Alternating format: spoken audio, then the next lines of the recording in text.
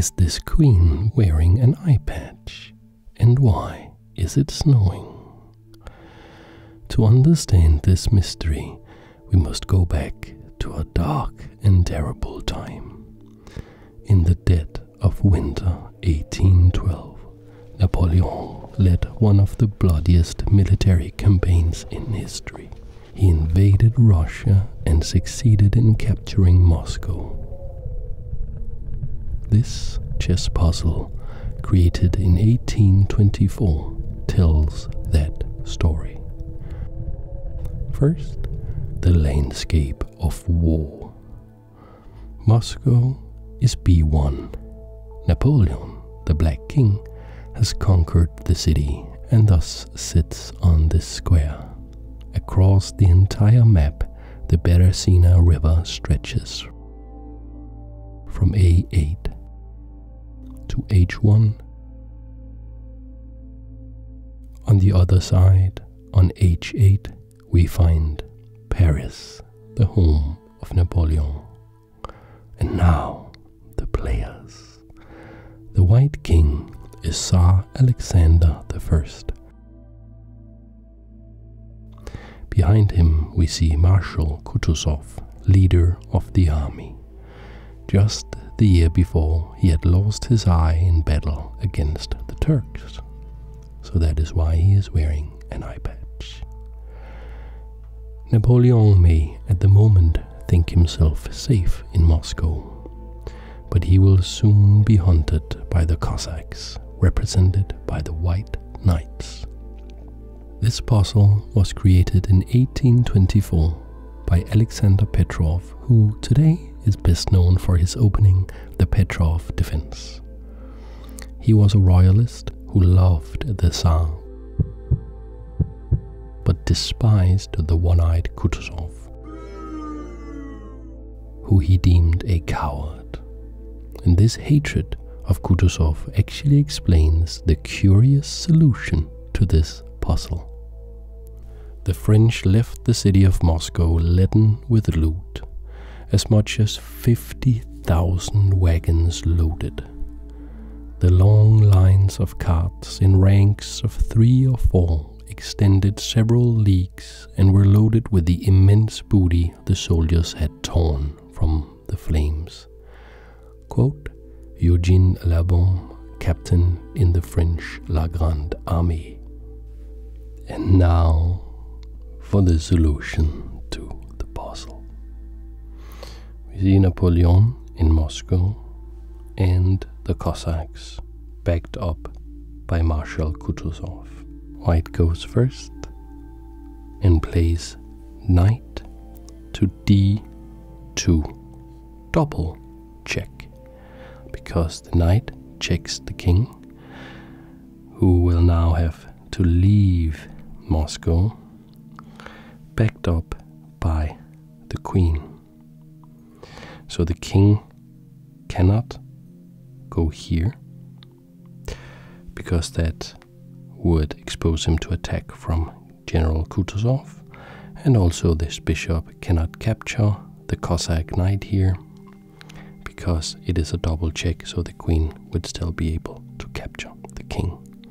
Therefore, only one legal move, Napoleon to A2. And here is an interesting quote from Napoleon. Sorry for butchering the French. Les hommes sont comme les chiffres, ils n'acquièrent de valeur que par leur position. And that means that men are like numbers, they only gain their value through their position.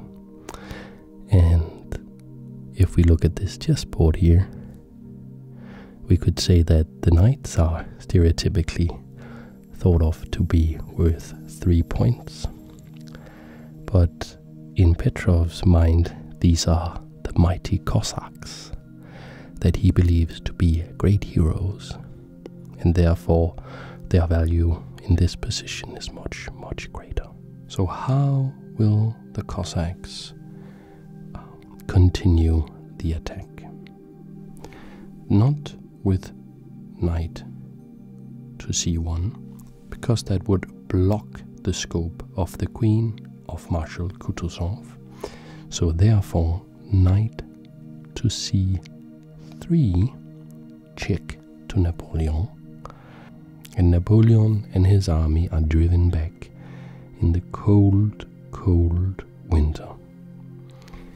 Napoleon to a3. And we see the pursuit intensify with these Cossacks.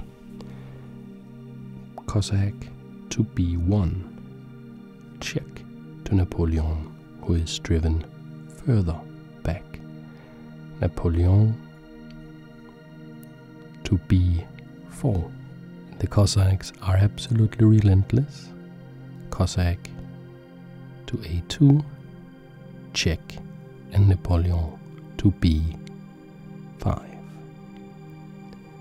The pursuit continues. Cossack to a3, check to Napoleon. Can't enter the river, the Beresina River that runs across the map here. So therefore, Napoleon to a6. And here we see the reason that Petrov claims that he despised Marshall Kutuzov, because here Marshall Kutuzov could have taken his army along the Beresina River, leading it himself, and checkmate by playing Marshall Kutuzov to a8. That would be checkmate, and that is how Petrov thinks that he, the cowardly Marshall Kutuzov, should have acted.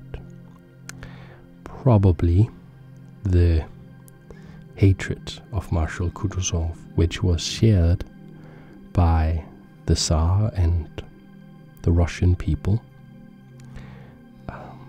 came not only from his cowardice, or his perceived cowardice, but from the fact that he invented the famous and infamous, terrible strategy of the scorched earth, which the Russians also used to throw Hitler out when he tried to conquer them in the Second World War. This tactic of the scorched earth was, of course, a horrible experience for the Russian people suffering under it. It was, however, extremely effective. Now, instead of the checkmate, that we can very clearly see how this puzzle is composed, that Petrov thinks that Kutuzov should have delivered, we see the brave Cossacks play Cossack to b4, check to Napoleon, Napoleon on to a2. And now he's ready to cross the Beresina River. Cossack to b4, check to Napoleon, who flees across the river. Napoleon abandoned the army on the 5th of December and returned home to Paris on a sleigh. "That bastard has abandoned us. He sacrificed us in order to save himself," quote Napoleon's Marshal of the Empire, Michel Ney. Cossack to a6, check. Napoleon to c8, Cossack to a2, check. Napoleon to d7, Cossack to b8, check. And here is a quote from Kutuzov. "Napoleon is like a torrent which we are still too weak to stem. Moscow is the sponge which will suck him in. I will see to it that the French, like the Turks last year, will eat horse meat."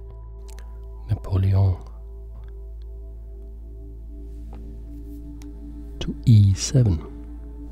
Can't go to e8 because of the bishop here. Cossack to c8, check, and the king tries to hide on c8. And the rooks here in Russia, they are known as cannons, and it represents the artillery of Napoleon's army. But little does it help. Cossack to d7, check, forking the king and the rook. Napoleon to g8, Cossack to e7, check, and Napoleon enters Paris on his sleigh, thinking himself safe. And here comes the end of the puzzle. Petrov, of course, did not want the Marshal, who actually won the war, to take the credit, so he set it up so that the Tsar Alexander I, in a way, is the one to deliver the checkmate. Tsar Alexander I